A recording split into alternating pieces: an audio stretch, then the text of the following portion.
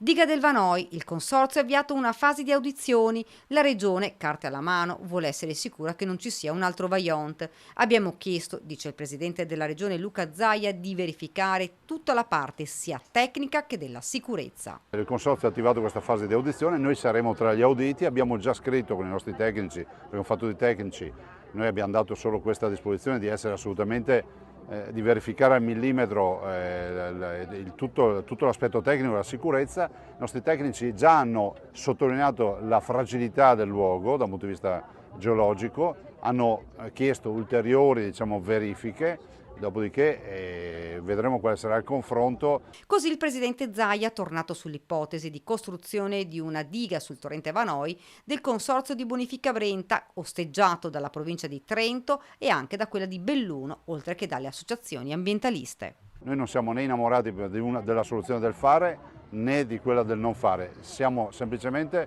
per svolgere il nostro ruolo, che è quello di fare, fra virgolette, cattone al censore, mettiamola così, di fare in modo che non ci sia un altro Vajont, che non ci siano pericoli. E questo da parte nostra lo possiamo fare solo con le carte, quindi chiediamo verifiche e chiediamo ai tecnici che siano assolutamente puntuali.